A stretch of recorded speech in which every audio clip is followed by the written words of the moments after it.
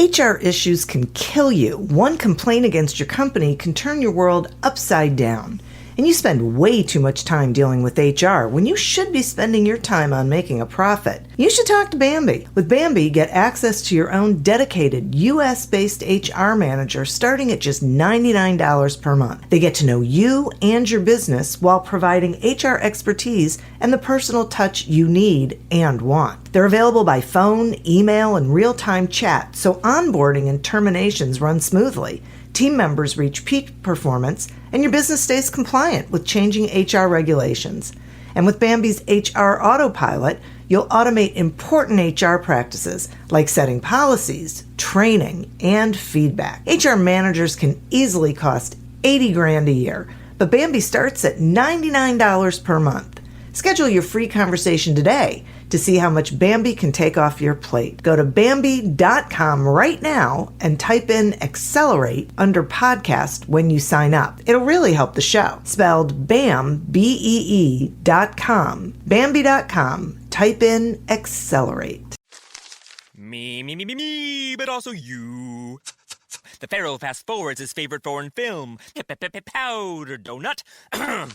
Okay, what's my line? The only line I see here on the script is get options based on your budget with the Name Your Price tool from Progressive. Oh man, that's a tongue twister, huh? I'm sorry, I'm gonna need a few more minutes. Bulbous Walrus, the Bulbous Walrus. The Name Your Price tool, only from Progressive. The owl ran afoul of the comatose coxswain. Progressive Casualty Insurance Company and affiliates. Price and coverage match limited by state law.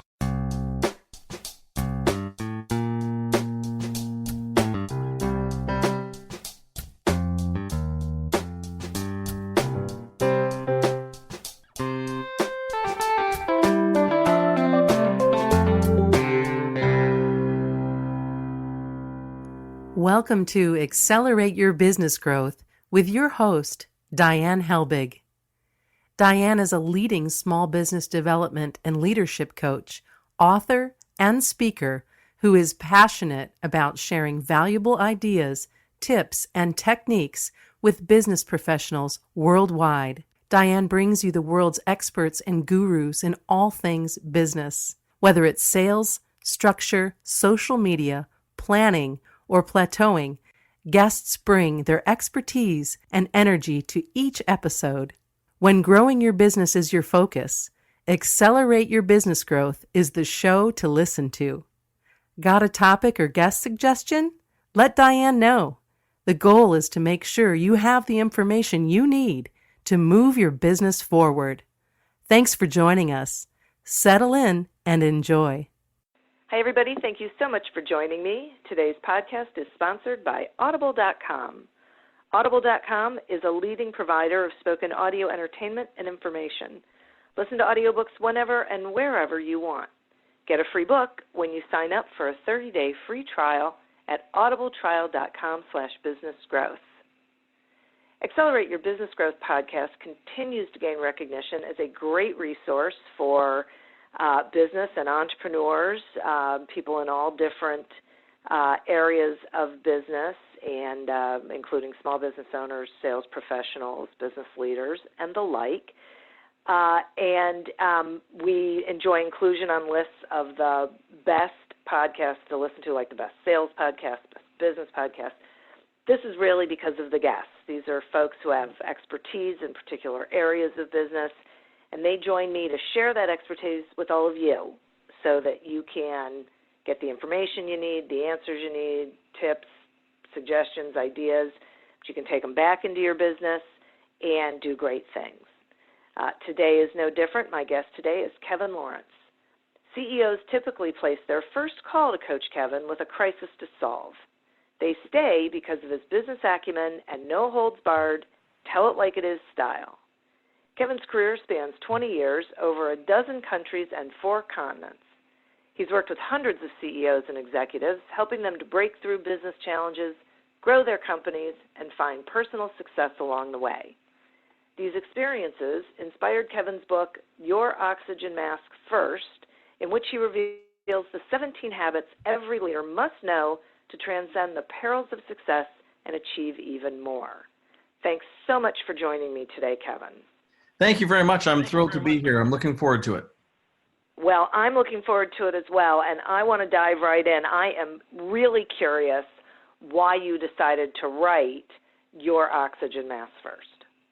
Well, yeah, it's a great question. And, I'd been spending at that point probably 20 years of my career working all around the world with successful executives and CEOs, helping them to scale their businesses. And along the way, I just saw the carnage.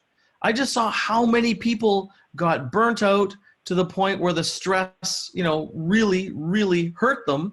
And I had learned, which turns out to be the 17 habits in the book, that I kept having these 17 conversations again and again and again. And we had to cut through all this conventional wisdom and basically bad advice to find the things that actually would help these people when they were messed up, and so they could get back and get strong again and then scale themselves or their business to the next level. So it was just sort of, I was grateful for all my insights working with amazing leaders around the world, and frustrated with the bad advice they were getting in other places, and basically my quest to find better solutions or better answers. That's really great. And I believe that so many business owners out there are grateful that you chose to take all of that information that you gathered and turn it into a book so that you could reach a broader audience and get more information out there.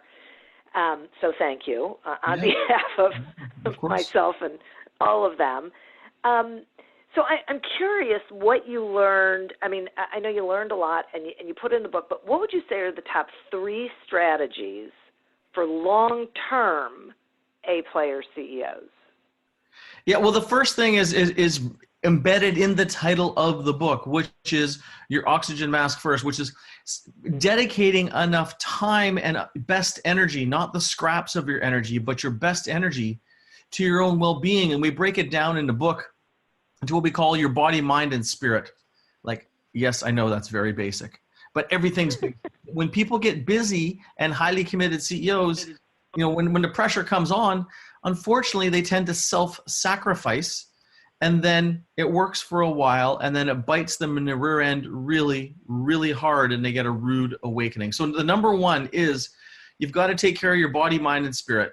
And if you don't take care of all 3, you're putting yourself at risk, and sooner or later you'll run out of energy or deplete. That is the number one.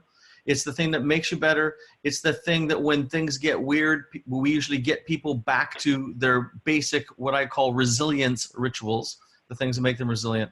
That's absolutely number one for sure. Number 2, another chapter in the book is called Make Yourself Useless, is having a team that's incredibly strong. And unfortunately, what we found is most leaders want to do amazing things with mediocre teams.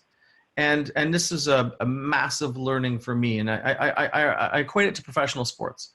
So let's say we're taking professional sports like football. If you want to be an NFL team or even a great college team, you can't take an average of the players out there.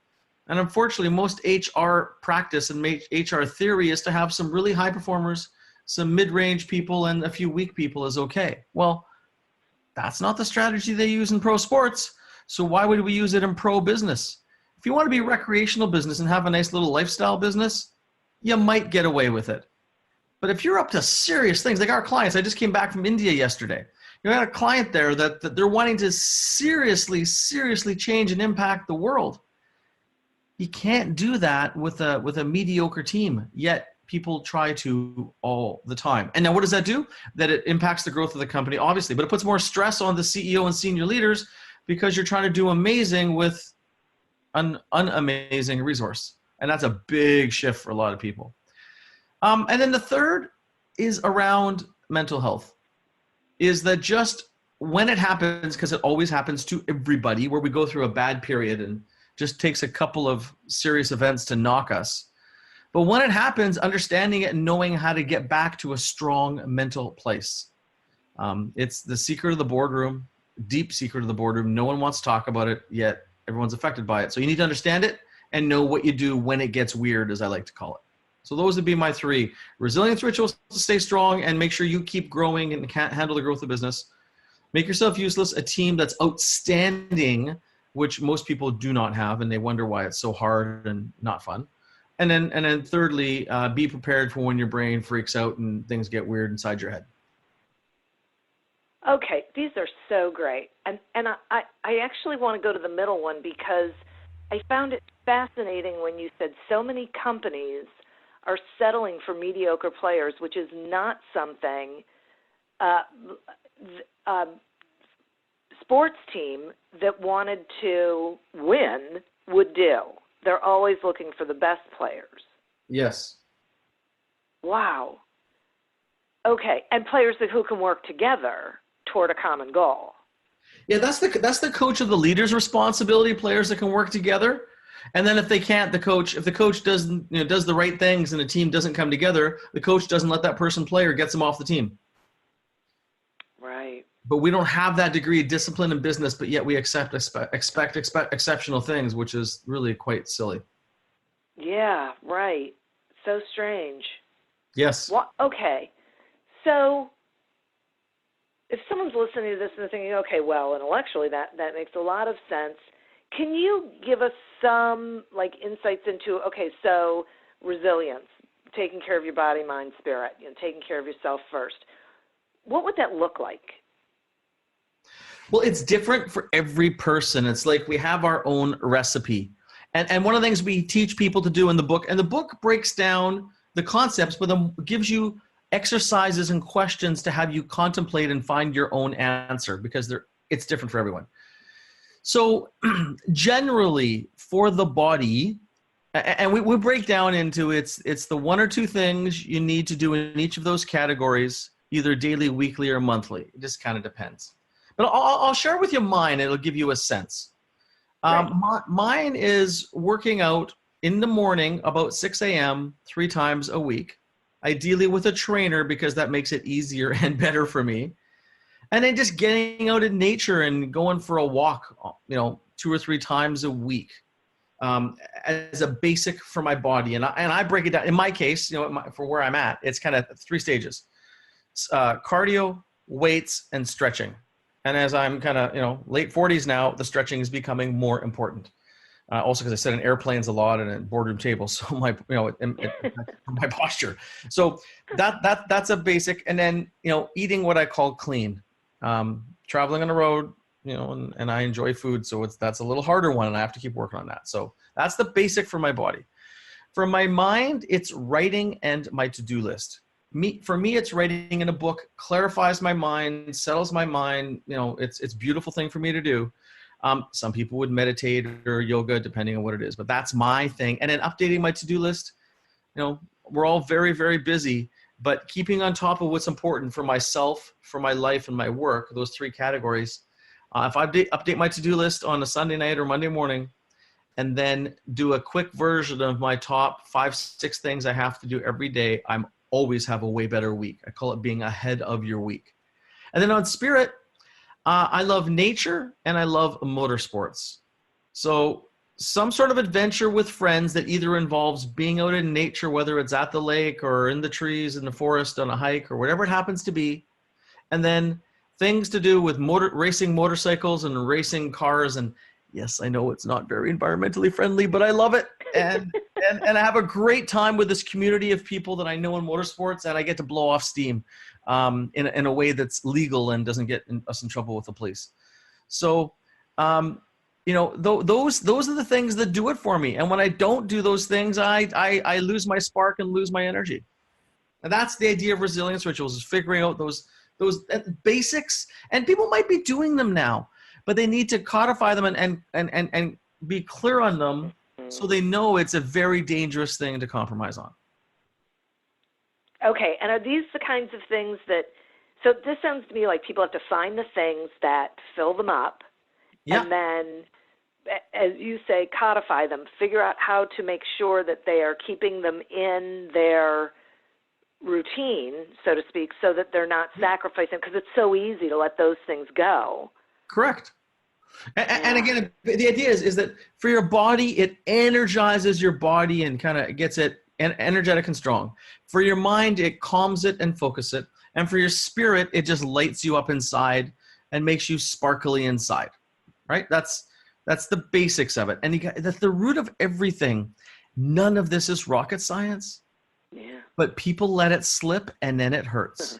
Like they let this slip, then they fall, and there's a direct correlation with these things and sustained performance. Got it. Okay. And what would you say is the biggest mistake you see A player CEOs making? You've already Not covered it doing off.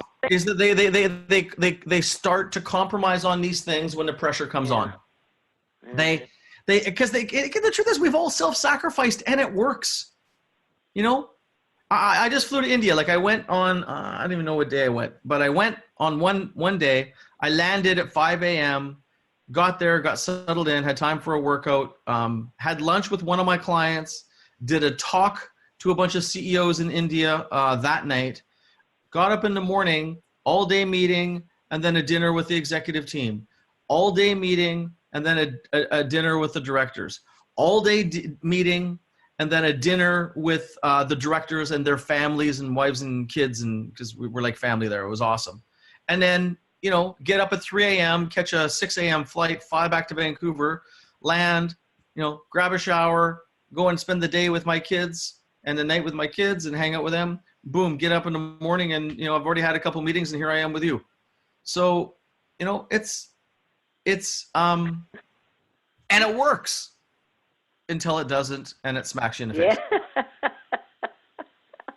And so I didn't get my workout in this morning and I've got to find a time to get some activity in today and stay ahead of it. But it's easy in that situation to not get my workout in this morning and not do what I need to do, but yet that catches up with you.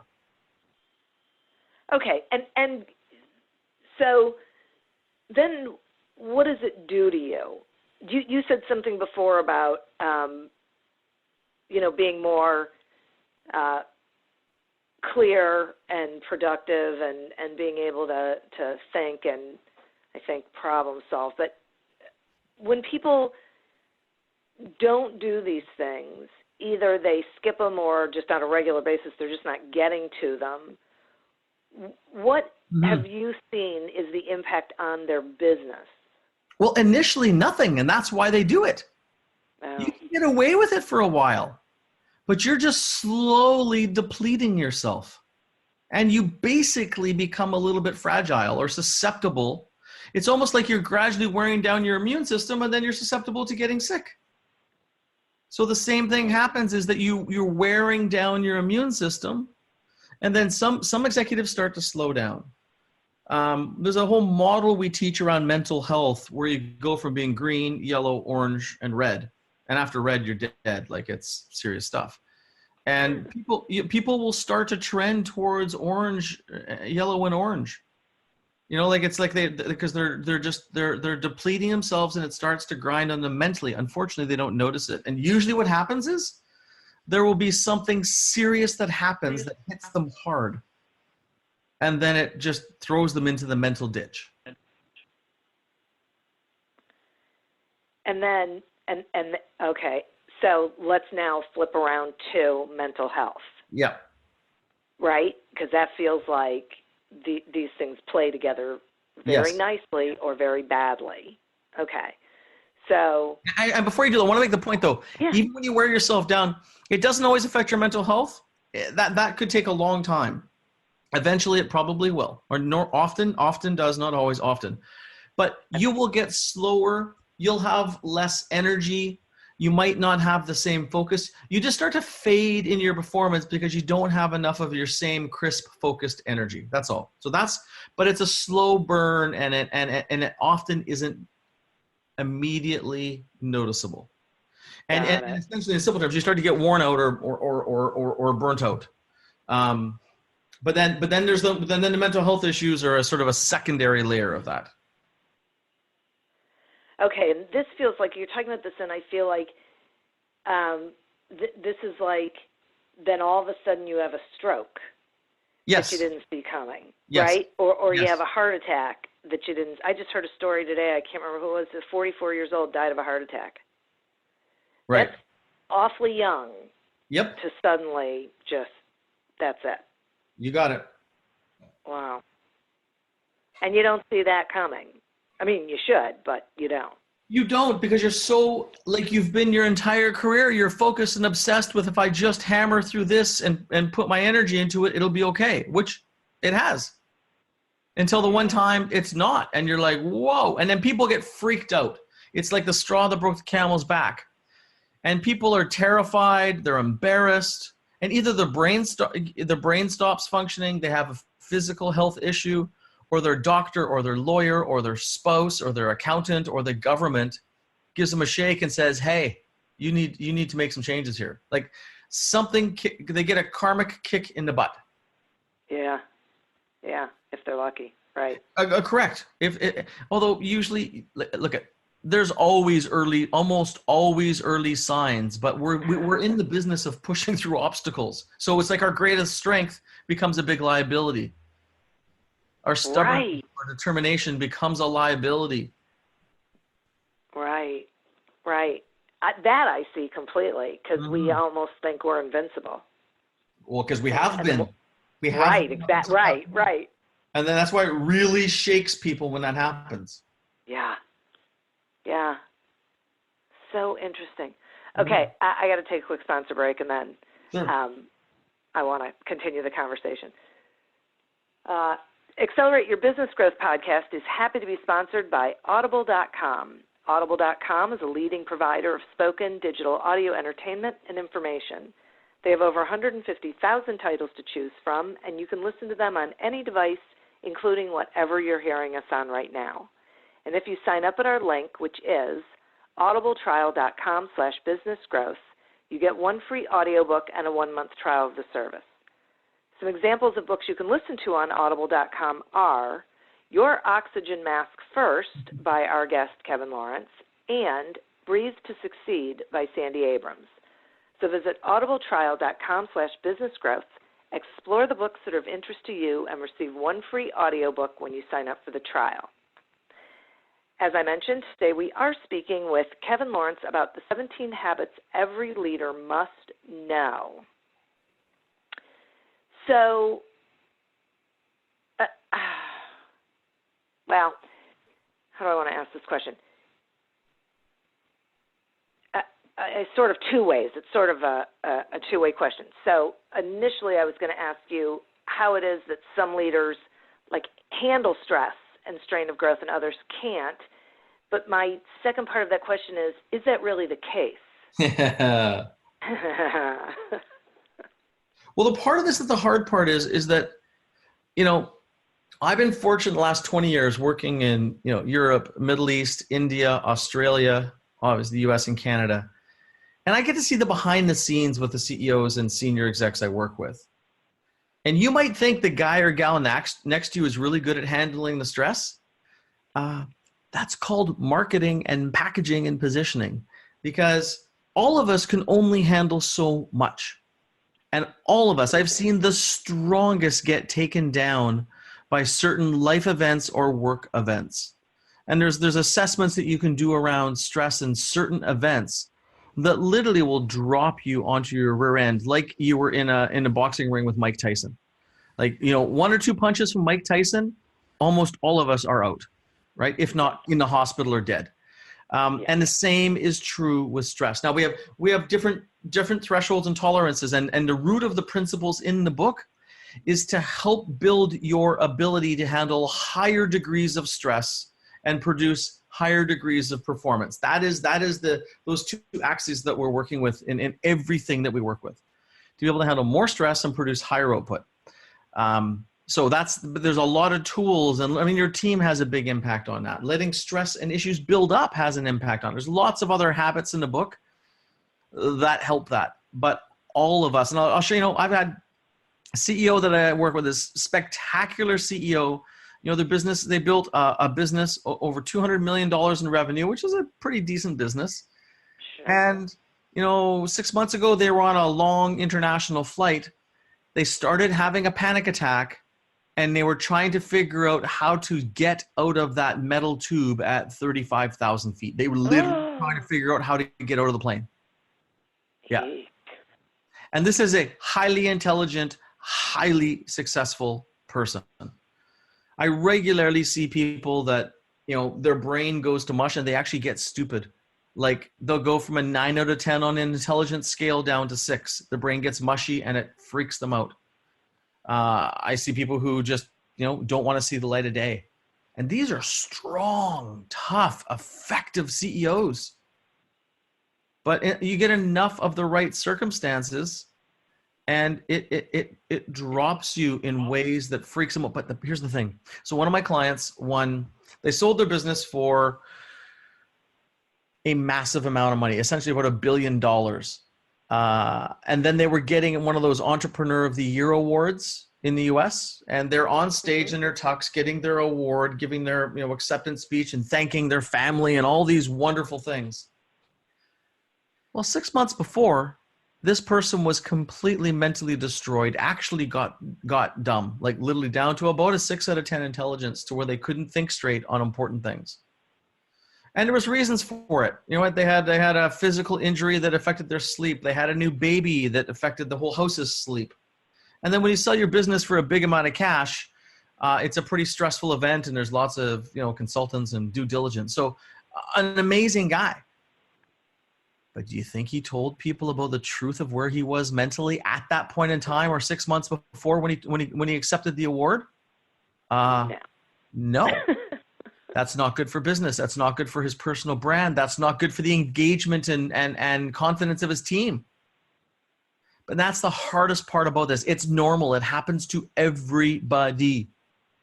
But nobody wants to talk about it. So we all have thresholds of stress we can handle. And some of us set ourselves up to win more, which the book is about. But you get a couple of serious events like, a physical health issue and, not being able to sleep properly, a death in the family. Sometimes a major win will throw. I know another entrepreneur who sold his business for $100 million probably a decade ago. And it sent him in about a 5-year tailspin. I mean, he was traveling the world trying to find himself because that big success actually messed him up. So here's the deal. We just all have stuff that throws us. So some people naturally are wired to handle stress better than others. But for those of us that are pretty good with stress, there's still limits, and we will still get brought to our knees by certain events no matter what.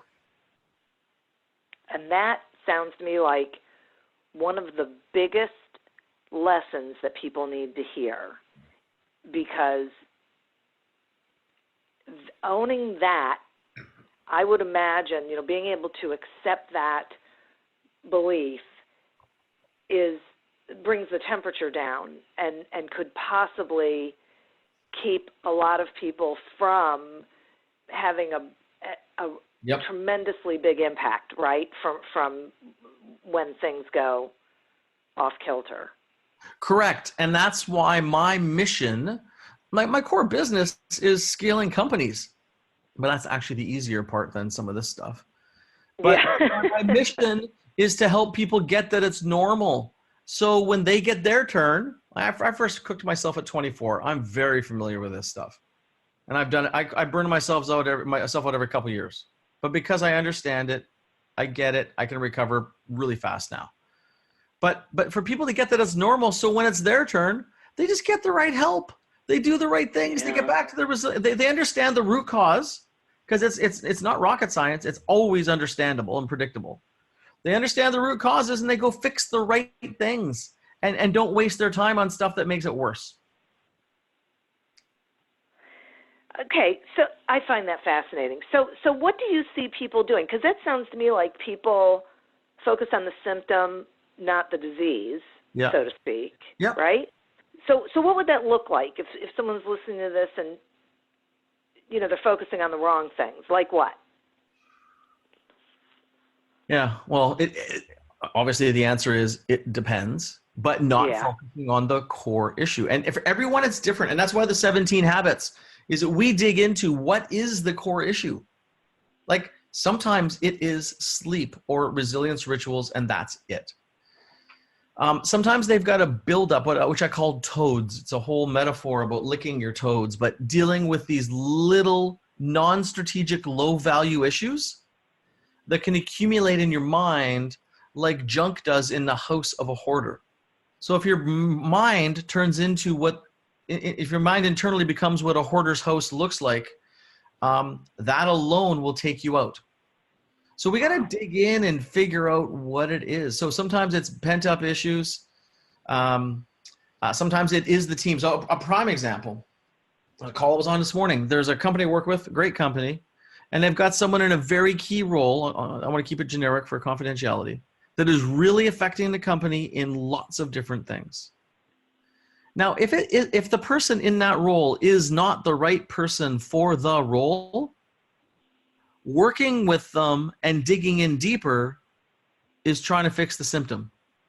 It's not getting to the core. When you often need to replace people, and when you realize they can't do the job, you got to make the call. And contrary to popular belief, founder CEOs in particular are horrible usually at making the people calls. Like the coach takes the player off the field if they can't perform today. The coach takes the player off the field. CEOs don't take the players off the field. They try to work with them. And that is one of the key things that I am relentless about with all the companies I work with. Is you got to pull them off the field if they can't perform. Right. But founder CEOs, and I understand it because I'm a loyalty-based person, but founder CEOs often have an extreme loyalty. Professional CEOs or hired CEOs are different. You know, they're more likely to be loyal to results only, which has pros and cons. But founder CEOs often have a lot more heart in it. And when it's great people, it works well. But when it's the wrong person in a job, they tend to take way too long, and it costs the organizations dearly. Yeah. And themselves personally, because they end up backfilling the role themselves. Oh. Yeah, boy, I can see that. Mm-hmm. See, in pro sports, the coach can't play, right? The coach can't touch the ball. Yes. But in business, the CEO can. And unfortunately, a lot of CEOs running around the field like chickens with their head chopped off, trying to fill the gap. Yeah. Yeah, that is a huge point. Okay, so how does someone figure out which of the 17 habits are most relevant for them? Well, that's a great question. They get the book. I know. Well, no, you can self-assess in the book, but we have an assessment online. It's at oxygenassessment.com, oxygenassessment.com, or just go to the website lawrenceandco.com and you'll find the assessment. And you just go through, it asks you 17 questions. It's a very simple assessment. It gives you kind of a radar plot as an output. And then from there, you can decide and think about which of them really would make the biggest impact right now. It's not the one you're lowest at, right? It's just the one that you think is holding you back at this moment. And the assessment helps you to do that and then points you at resources. We got some with videos and other resources to help you with the how-to part of it. That's really great. Mm-hmm. Okay, so talk to me about leaders learning to stop being chief problem solvers, because I think that they think that's their job. They do. The lower performing ones absolutely do. The ones that don't grow absolutely do. Think about it this way. For a lot of people, we take a lot of pride in being able to answer people's questions. But the job of a leader is to build leaders, right? The job of a leader in a growing company is to make people autonomous, independent, strong on their own, so the leader can be freed up to work on the vision and the next things. But unfortunately, our egos love answering questions. True, mine included. So the idea is to train your people to figure out their own problems, so you're growing them mentally and growing their capability. And what I point people to is, your people should be solving 90% of their own problems themselves, and most of them can. And if they can't, they shouldn't be in the job. And over a period of time is to wean them off of you, so they can just come to you with recommendations or solutions. And you're basically able to focus on what's next. That's a big place for a lot of leaders. And we assess leaders in our 360s on how much leverage or how much of the capability they're getting out of their people based on what their people say. And the ones that are answering all the questions and deeply, deeply involved in all the decisions don't leverage the brains of their people a lot. And most high performers want their brains leveraged. They want autonomy and they want to make their own decisions. And the long-term impact of helping your people be problem solvers is so much greater than you. I mean, at some point, everyone hits their limit, and you can't grow a business deeply or for longevity if people aren't able to problem solve in the moment. It's like raising kids.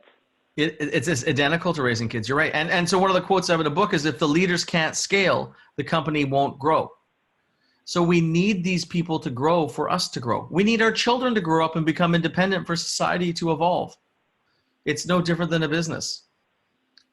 And for Right. people that are in the middle of it, it's, for many people, it's easier said than done. Yes. Yes, exactly. It's so interesting. And is it,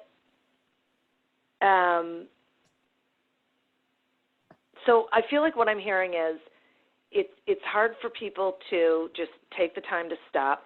It's hard for them to realize that they should be doing self-care, that they should be empowering others, that's when they're actually doing their job well, is when they are including all of these other things so that they can be the visionaries and the big idea person.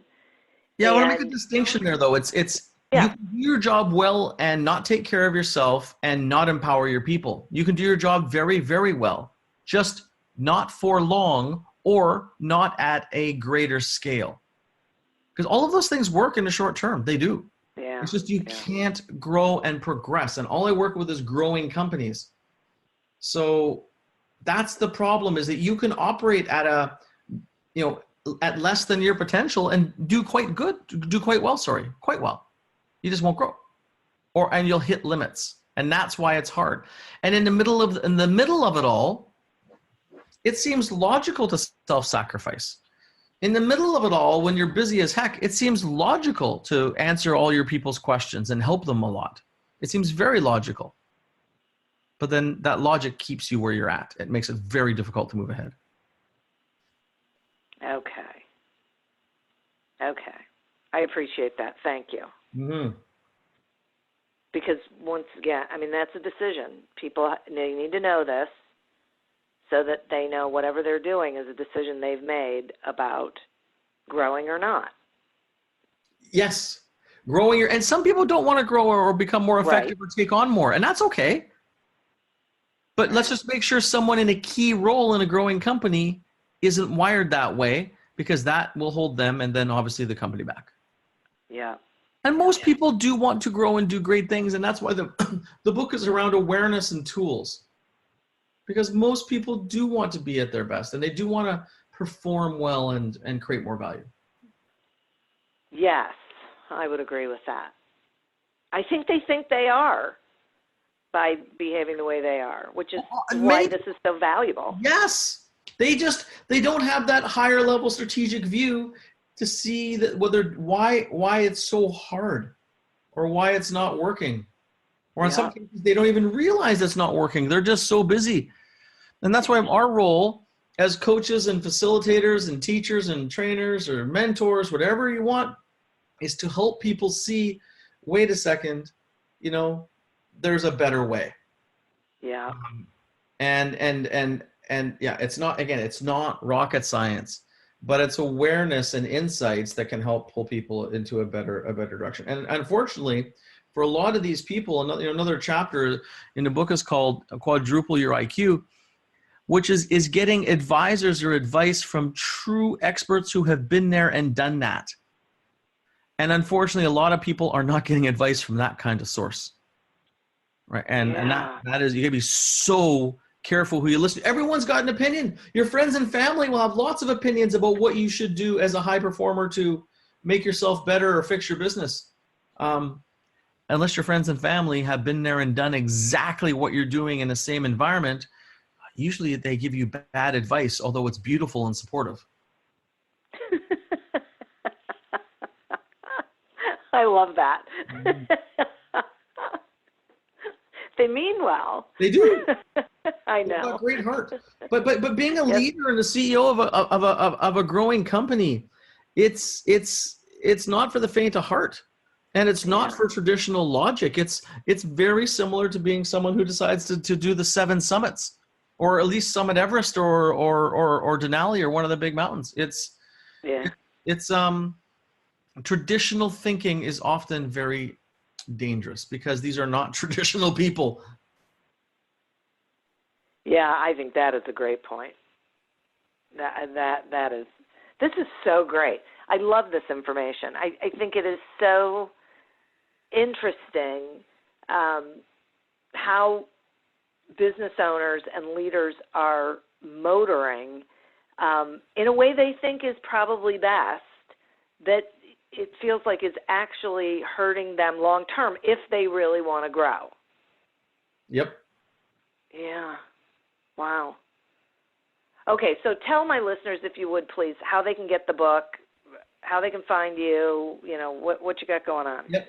Yeah. Well, one of my favorite places for people to get it is Audible. I mean, I'm one of the biggest audiobook fans you'll find in the world. I consume them like crazy. So one of your sponsors, Audible has it, or Amazon if you want you can get Audible through Amazon or directly. And Amazon, you can order the book itself, Your Oxygen Mask First. If you need bulk copies, lots of companies will buy it and share it with teams and have teams work through the different chapters on a weekly or monthly basis. If you want bulk copies or things like that, you can just contact us directly off the website. There's also a workbook. There's a lot of exercises and thinking questions in the book. And if you're one of those people that feels bad about writing in a book, we also have a companion workbook that you can get. And you can also download it off the website if you want a digital version, for those of you that just either you want to do a digital form or you don't want to mess up your book. So we have that available for teams that want to do it. So that's the best ways to get a hold of it.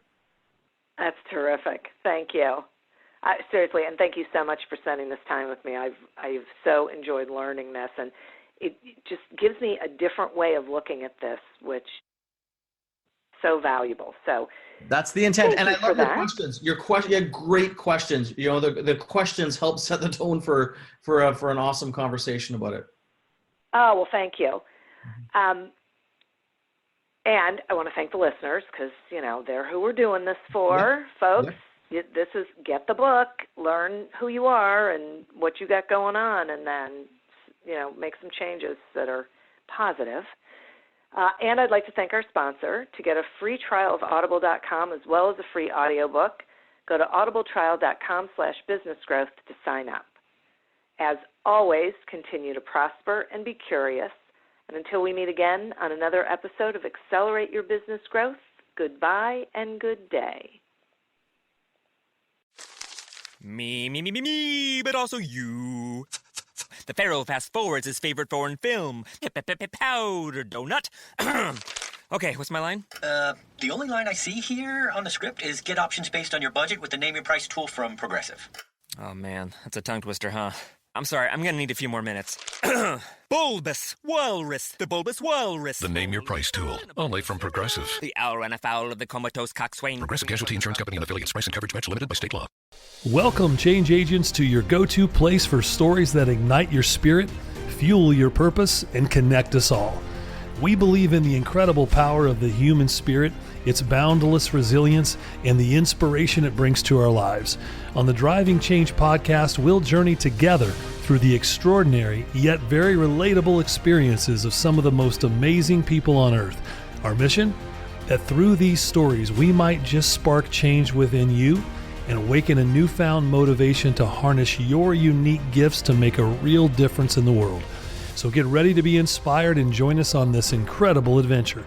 You can find the Driving Change podcast on Apple Podcasts, Spotify, iHeartRadio, or wherever you love listening to your favorite podcasts.